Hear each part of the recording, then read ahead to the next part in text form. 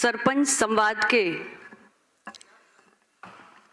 कार्यक्रम के इस मंच पर उपस्थित क्वालिटी काउंसिल ऑफ इंडिया के अध्यक्ष श्री जगसे शाह जी, QCI के प्रबंधक निकाय के संयोजित सदस्य श्री हिमांशु पटेल जी, QCI के पूर्व वरिष्ठ सलाहकार श्री विक्रम जिंदल जी और national board for quality promotion के CEO डॉक्टर ए राज, आज के इस अवसर पर हम सब के बीच उपस्थित वाराणसी की ही धरती के विधानसभा रोहनिया के लोकप्रिय विधायक डॉक्टर सुनील पटेल जी और उत्तर प्रदेश के विभिन्न जनपदों से चलकर आए आप सभी सम्माननीय प्रधान, सम्माननीय सरपंचगण और मीडिया के साथियों, QCI की पूरी टीम, आप सभी का इस अवसर पे बहुत बहुत अभिनंदन।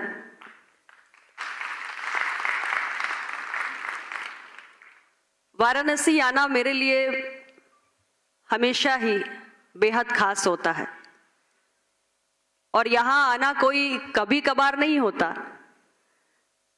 यहाँ तो मैं लगभग रोज ही किसी न किसी गांव में, किसी न किसी कार्यक्रम में आप लोगों के बीच रहती ही हूँ। मेरे लिए वाराणसी की ये धरती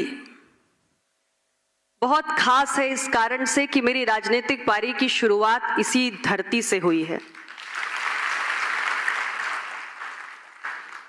वर्ष 2012 में वाराणसी रोहनिया के मतदाताओं ने मुझे पहली बार विधायक चुनकर उत्तर प्रदेश की विधानसभा में भेजा था।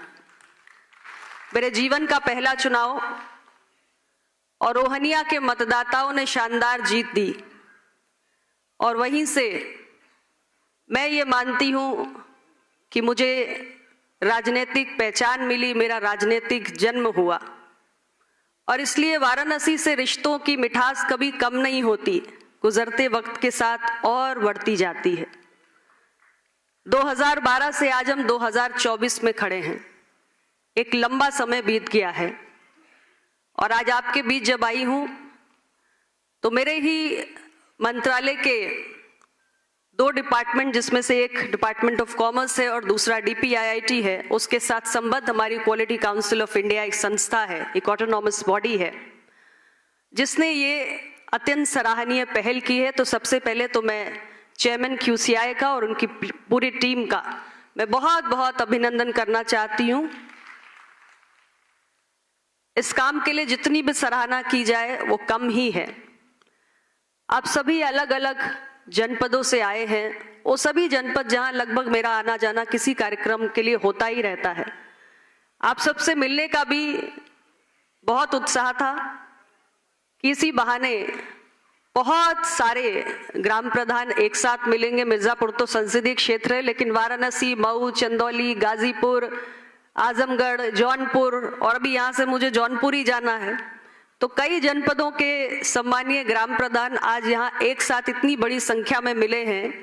आप सबको मैं बधाई भी देना चाहती हूँ कि आप इतना समय निकालकर इस महत्वपूर्ण पहल का हिस्सा बने हैं। भारत ने अगले 25 वर्षों में एक बड़ा लक्ष्य निर्धारित किया है। ये आजादी के 75 वर्ष हम पूरे कर चुके हैं और अब हमें विकासशील, हमें ये टैग नहीं चाहिए। हम अगले 25 वर्षों में विकसित भारत बनकर दिखाना चाहते हैं। दुनिया के तमाम डेवलप्ड कंट्रीज की सूची में हमको आकर खड़े हो जाना है, ये भारत ने तय किया है।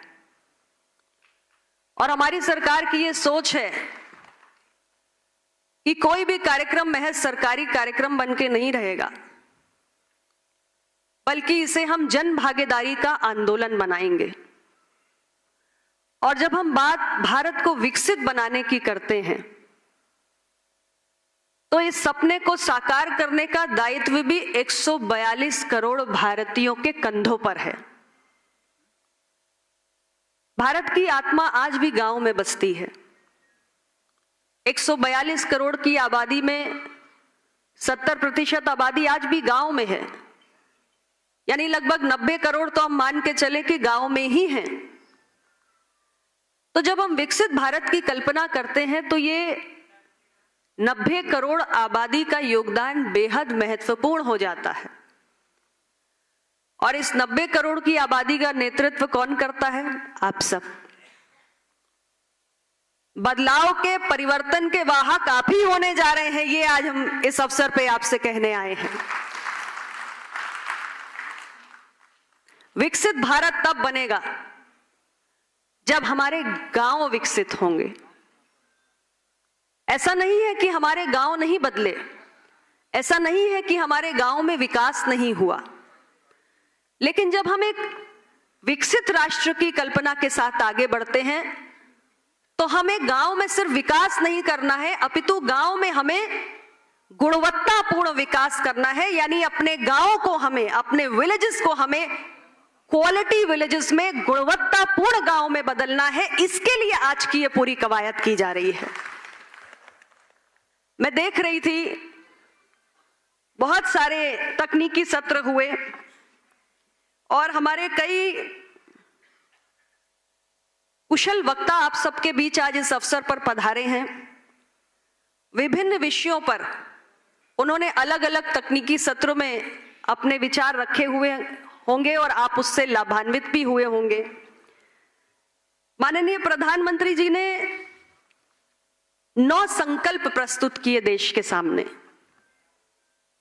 और आज यदि हम गांव के विकास पर केंद्रित होकर बात करें तो इन 9 संकल्पों को कैसे हम धरातल पर 100% गांव में उतारें, कितने प्रभावी ढंग से हम उन्हें धरातल पे उतारें, आज इस मंशा से ये पूरी सरपंच संवाद की जो प्रक्रिया है ये आयोजित की गई है। ये 9 संकल्प कौन से हैं? ये 9 संकल्प की अगर मैं बात करूं तो गांव के लिए सबसे महत्वपूर्ण है जल संरक्षण। मेरा संसदीय क्षेत्र मिर्जापुर है। अगर मैं अपने ही जनपद की बात करूं तो हमारे यहां जो सिंचाई की व्यवस्था है बांधों पर आधारित है, और इस वर्ष बारिश नहीं हुई, आप सब जानते हैं। मेरे अपने संसदीय क्षेत्र में ऐसी स्थितियां उत्पन्न हुई कि जब धान की रोपाई का वक्त था तो खेत खाली रह गए। आज हमारे लिए जल संरक्षण एक बहुत बड़ा विषय है। जलवायु परिवर्तन केवल भारत के लिए नहीं अपितु पूरी दुनिया के लिए एक बड़ी चुनौती बनकर उभरा विषय है, और हमें इससे निपटने के लिए प्रयास और उपाय करने की आवश्यकता है। गांव में जल संरक्षण के लिए ऐसा नहीं है कि आप सभी प्रधान कार्य नहीं करते होंगे। भारत सरकार से लेकर राज्य सरकार के तमाम विभागीय अफसर भी आपके बीच में आके बहुत सारे उपाय आपको बताते होंगे, सरकार की योजनाओं से आपको अवगत कराते होंगे। लेकिन विषय यहां यह महत्वपूर्ण है कि किसी एक ही कार्य को हम सभी यदि करेंगे तो हर व्यक्ति का अपना कार्य करने का एक अलग तरीका होगा, एक अलग शैली होगी। एक ही उद्देश्य के लिए एक ही कार्य जब हम करते हैं तो हमारे परिणाम भी अलग अलग नजर आते हैं।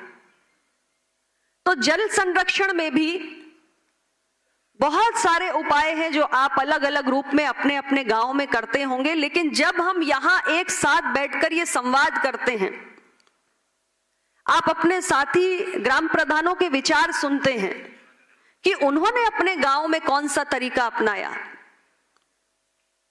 तो निश्चित रूप से ये जो नए नए विचारों का आदान प्रदान होता है, और खास तौर से हम जिन्हें कहते हैं कि इनोवेटिव आइडियाज और बेस्ट प्रैक्टिसेस, इसी संवाद के माध्यम से कौन सा तरीका सर्वोत्तम हो सकता है, कौन सा बेस्ट प्रैक्टिसेस हो सकती है कि जिसको यदि हमने अभी तक नहीं अपनाया, किंतु यदि हम उसे अपना लें तो हमारे अपने गांव में हम बेहतर जल संरक्षण कर सकते हैं।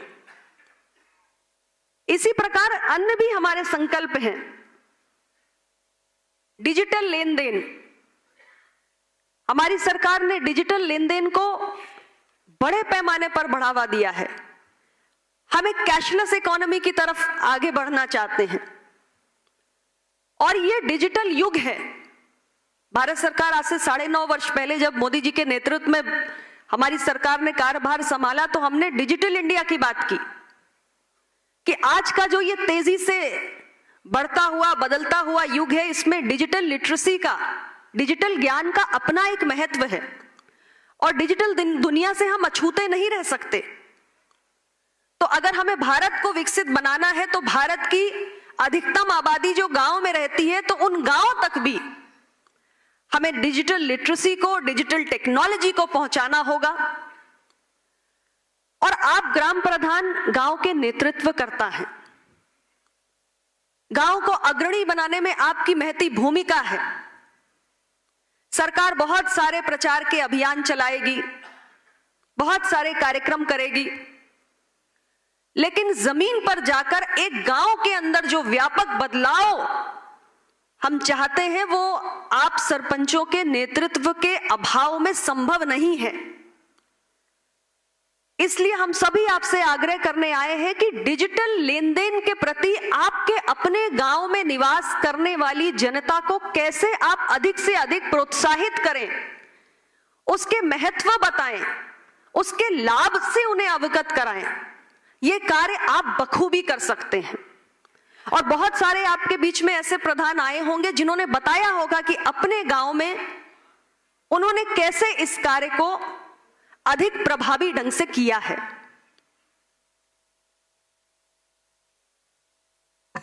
प्रधानमंत्री जी ने हमें तीसरा संकल्प दिया स्वच्छता को लेकर।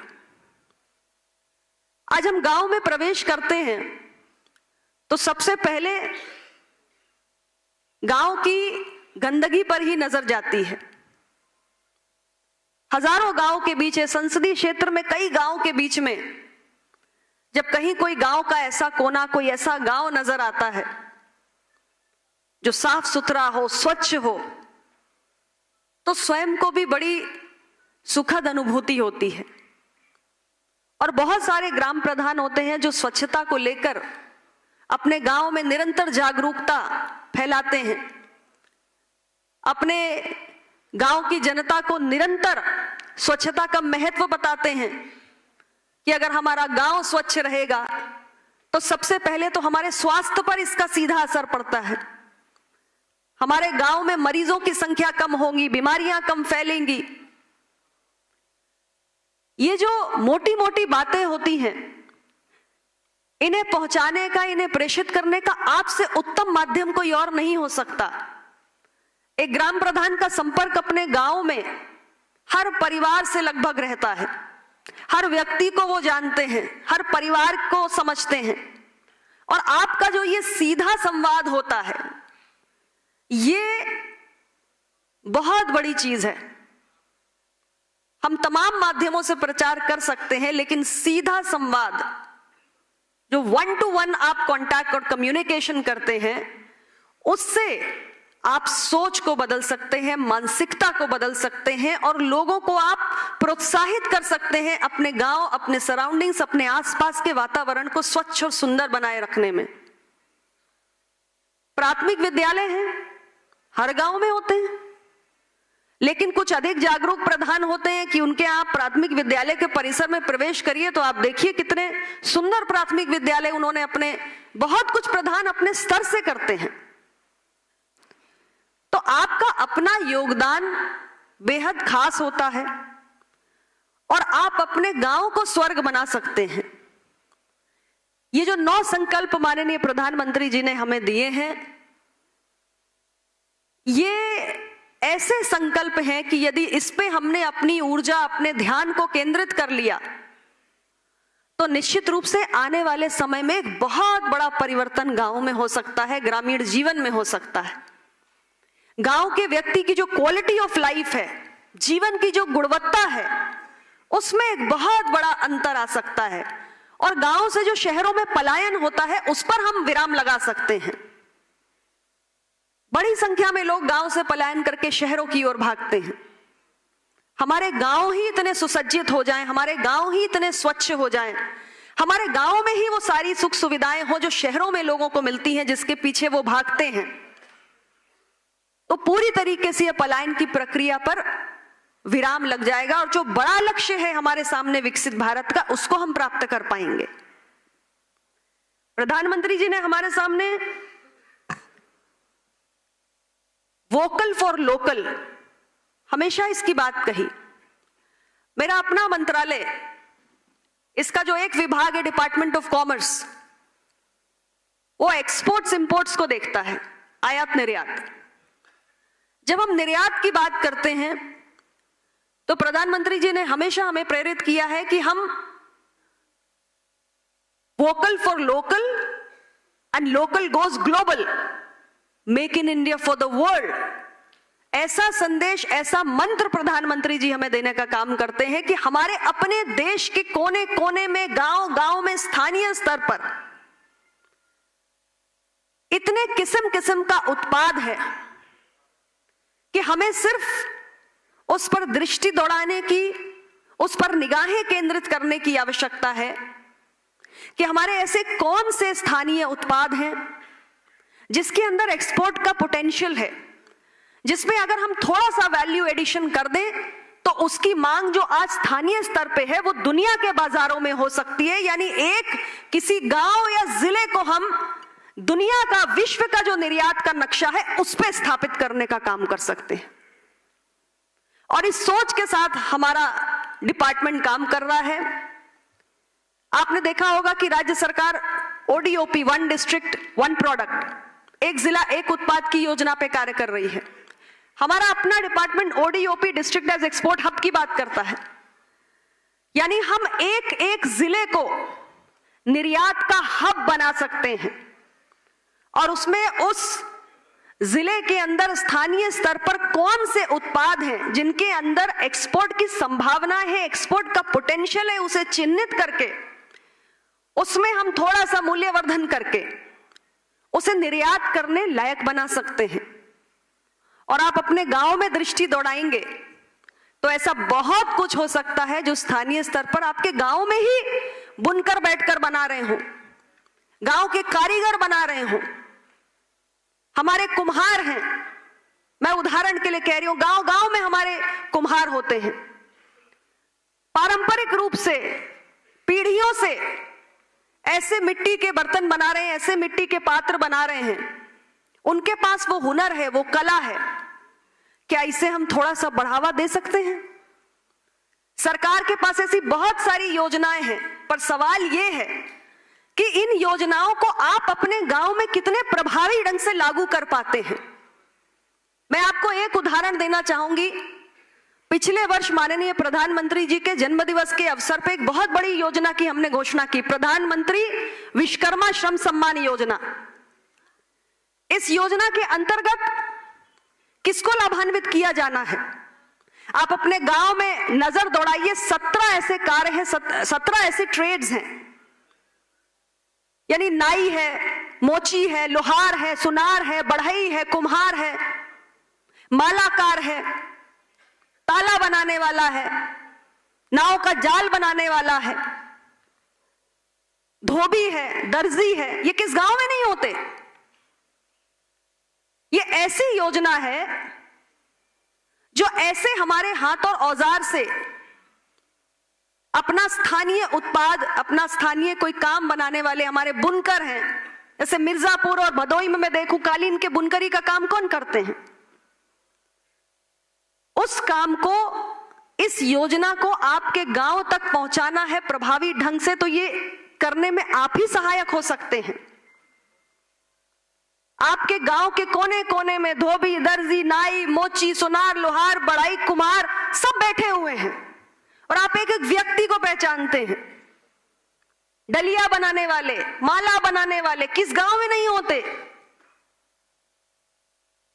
क्या शासन की इन योजनाओं को हम प्रभावी ढंग से अपने गांव में उतार सकते हैं? बिल्कुल उतार सकते हैं। हमें और थोड़ा सक्रिय रूप से काम करने की आवश्यकता है। इसी प्रकार प्रधानमंत्री जी हम लोगों से हमेशा कहते हैं कि हमारे देश के लोगों को विदेश यात्राओं का बड़ा शौक है। एक सामान्य मध्यम वर्गीय परिवार यदि पर्यटन की दृष्टि से कहीं जाना जाता है तो आजकल बड़ा एक लोगों के अंदर क्रेज होता है कि हम विदेश यात्रा करके आए।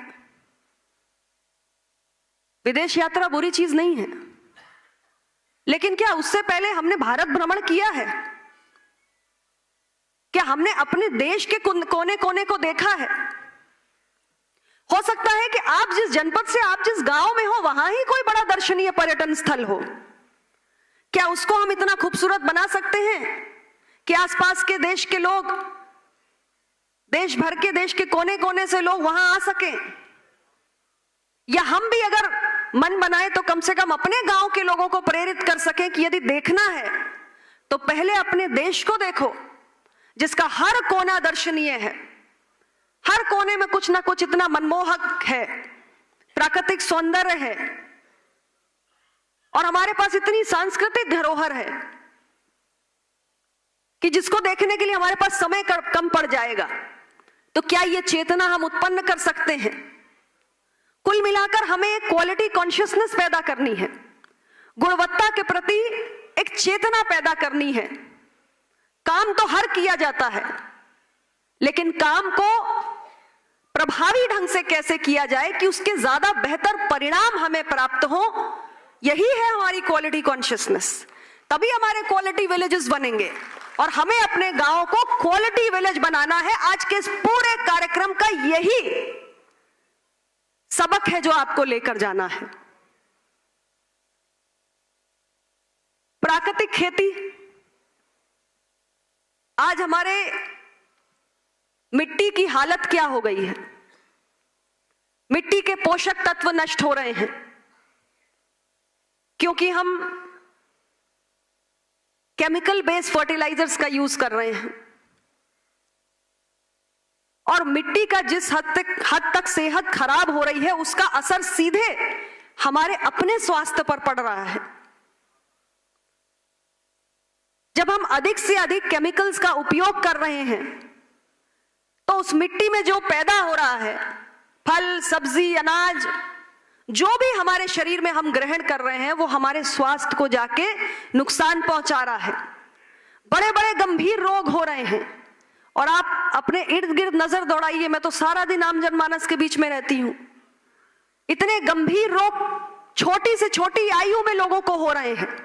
इसका कारण है न केवल हमारा जल, बल्कि हमारी वायु और साथ में हमारी मिट्टी। आज सब कुछ प्रदूषित हो चुका है। हमें अपने पुराने तौर तरीकों को, परंपराओं को फिर से अपनाने की आवश्यकता है, और यह चेतना लाने का काम भी आप सरपंचगण ही कर सकते हैं। प्राकृतिक खेती के बारे में जागरूकता के तमाम कार्यक्रम कृषि विभाग द्वारा चलाए जा रहे हैं।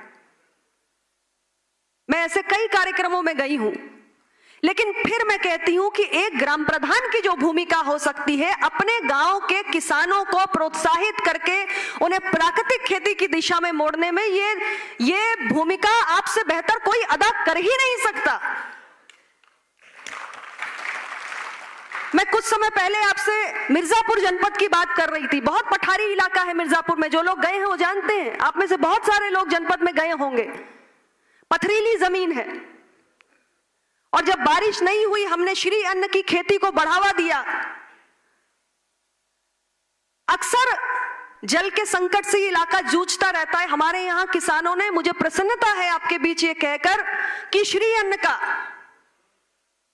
रागी, बाजरा, सावा, कोदो, ज्वार, हमारे यहां किसानों ने इस श्री अन्न की खेती को अपनाया, और आज सरकार श्री अन्न के उत्पादों को बेहतर मूल्य दे रही है। गेहूं और धान से ज्यादा मूल्य दे रही है। यह श्री अन्न कभी हमारी प्राचीन भोजन की थाली का अंग हुआ करता था, और श्री अन्न हमारे शरीर को जो पोषण देता है, उसकी तुलना नहीं की जा सकती गेहूं या धान से। लेकिन धीरे धीरे जब समाज बदलता है, तौर तरीके, जीवन शैली में परिवर्तन आता है, तो अपनी परंपराओं से दूर हो जाते हैं। हमने श्री अन्न को त्याग दिया। और हमारे इस इलाके में बात की जाए तो मुख्य रूप से गेहूं धान की खेती पर ही, सब्जी की खेती पर ही हम किसान काम करते हैं। तो जहां भी जल का संकट है, पानी का अभाव है, और पोषण की दृष्टि से भी, न्यूट्रिशनल सिक्योरिटी की दृष्टि से भी, आप प्रधानगढ़ अपने गांव के किसानों को मोटिवेट कर सकते हैं कि वो श्री अन्न की खेती को अपनाएं, खेती के प्राकृतिक तौर तरीकों को अपनाएं। ये सारे कार्य हम बखूबी कर सकते हैं। और आज देश में फिटनेस की बात बहुत होती है, फिट इंडिया। अब 2047 का विकसित भारत बीमार आबादी तो नहीं बना सकती। अब प्रधान जी खुद ही खटिया पे पड़े रहेंगे तो कैसे विकसित देश बनेगा, विकसित गांव बनेगा? बात सही है कि गलत है? तो आप चारपाई ना पकड़ो, आपको तो चलायमान रहना है, तो उसके लिए स्वस्थ रहना पड़ेगा। तो उसके लिए आपका स्वास्थ्य आपकी सबसे बड़ी पूंजी है, यह आपको समझना है। यानी फिट ग्राम प्रधान ही फिटनेस का लेक्चर दे सकता है। बात सही है कि नहीं? अब हम खुद खटिया पकड़े, चारपाई पकड़े हैं और जाके लोगों को योगा के ऊपर भाषण दे तो कौन सुनेगा? बच्चे भी हंसेंगे। तो क्या है कि हम सबको पहले अपने आप को स्वस्थ रखना है, और उसके लिए जो भी हमें अच्छा लगता है, हमें योग अच्छा लगता है तो हम योग करें, हमें पैदल सैर करना अच्छा लगता है तो हम वो करें, हमें कोई खेल कूद पसंद है तो हम उसे अपने जीवन का अंग बनाएं। जिस भी किस्म का व्यायाम, प्राणायाम, जो भी आपको पसंद है, उसे हमें अपने जीवन का अंग बनाना होगा। और उसके साथ साथ हम शरीर के अंदर भोजन क्या ग्रहण कर रहे हैं, इस पर भी ध्यान देने की आवश्यकता है। डाइट और एक्सरसाइज, ये दोनों साथ साथ चलता है, और हर शरीर की अपनी एक आवश्यकता होती है। आवश्यकता से ज्यादा शरीर में खाना भरने की बिल्कुल कोई जरूरत है ही नहीं। तो इसलिए आप सब अपने स्वास्थ्य और अपने फिटनेस के प्रति भी जागरूक हो। आजकल जीवन शैली से जुड़ी हुई बीमारियां, लाइफस्टाइल डिजीजेस जिन्हें हम कहते हैं, बहुत तेजी से बढ़ रही हैं। हर अगले व्यक्ति को डायबिटीज हो रहा है, हर अगले व्यक्ति को ब्लड प्रेशर की बीमारी है, जहां जाओ कोई ना कोई कैंसर का रोगी निकल आता है। कारण क्या है? कारण क्या है? मैंने एक शब्द उपयोग किया, लाइफस्टाइल, जीवन शैली। और इस जीवन शैली में क्या है? गलत खानपान है, और हमारा शरीर की मांसपेशियों को हिलाना बंद कर देना है। इसलिए ये बीमारियां आज हमारे घर परिवार में बस गई हैं। इन बीमारियों को अपने घर से निकाल फेंकना है, और इसलिए आपकी जिम्मेदारी है, आप स्वयं भी फिट रहें और अपने पूरे गांव के अंदर लोगों को आप जागरूक करिए कि आपका स्वास्थ्य आपकी सबसे बड़ी पूंजी है। और इसके लिए सभी लोगों को, बच्चे, बूढ़े, नौजवान, माताएं, बहनें, सब जो आपसे बन पड़े करिए, लेकिन आपको अपने शरीर को स्वस्थ रखना है। आप ही फिट इंडिया के एम्बेसडर बन सकते हो अपने गांव में, और fit India he developed India हो सकता है। स्वस्थ भारत ही विकसित भारत हो सकता है। इसलिए हमें स्वस्थ गांव बनाने पड़ेंगे। जब स्वस्थ गांव होंगे तो स्वस्थ भारत होगा, और तब विकसित भारत होगा।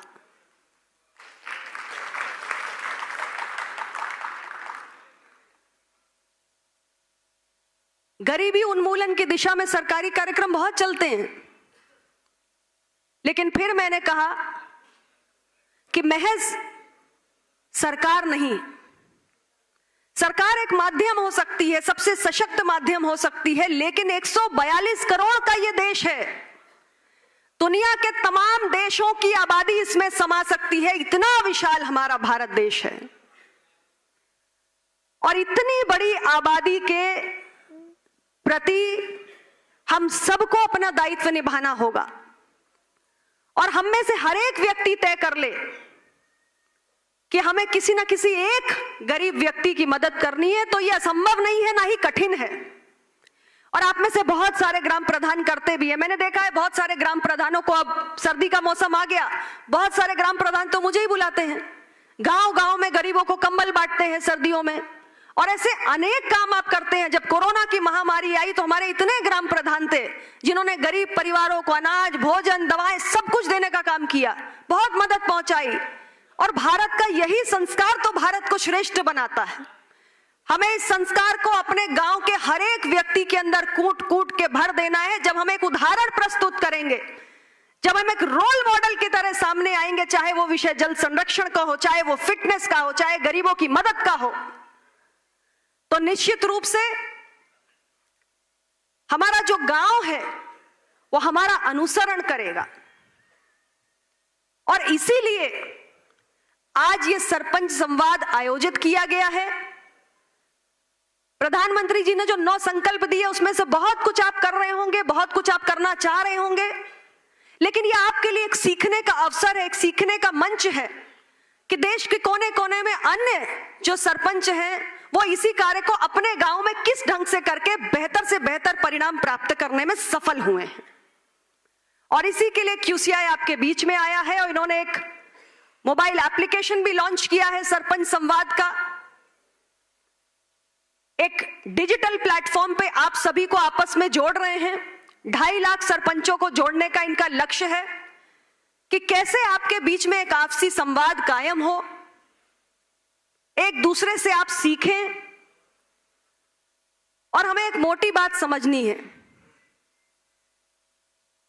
Learning is a life long process.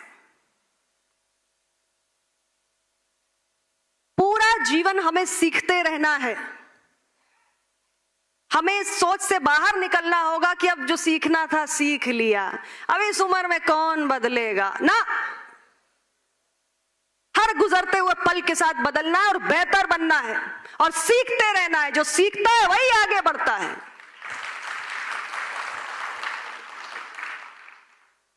साठ साल का व्यक्ति भी सीख सकता है और इसलिए रोज हम कुछ नया सीखें। यह हमारे लिए आज के इस समय की, आज के इस युग की सबसे बड़ी आवश्यकता है। और आपको सीखने के लिए इतना बड़ा मंच मिल रहा है। देश भर से लाखों प्रधान एक दूसरे के साथ जुड़ रहे हैं। आप सोचिए कि कितना बड़ा अवसर है, कितना सुनहरा अवसर है। तो मैं आप सभी से यही आग्रह करना चाहती हूं कि देश को विकसित बनाने के लिए हमारे गांव में धरातल पर गुणवत्ता चेतना को पैदा करने के लिए आप सबको आगे आकर नेतृत्व करना होगा। और हमें पूरा भरोसा है कि अगर हमारे देश के लाखों सरपंचों ने मन बना लिया तो हमारे गांव को क्वालिटी विलेज बनने से कोई ताकत रोक नहीं सकती है। और जब हमारे देश का एक एक गांव क्वालिटी विलेज बन जाएगा तो भारत आत्मनिर्भरता और विकसित भारत के लक्ष्य को 2047 में पूर्णता के साथ प्राप्त करेगा। आप सबका बहुत बहुत धन्यवाद।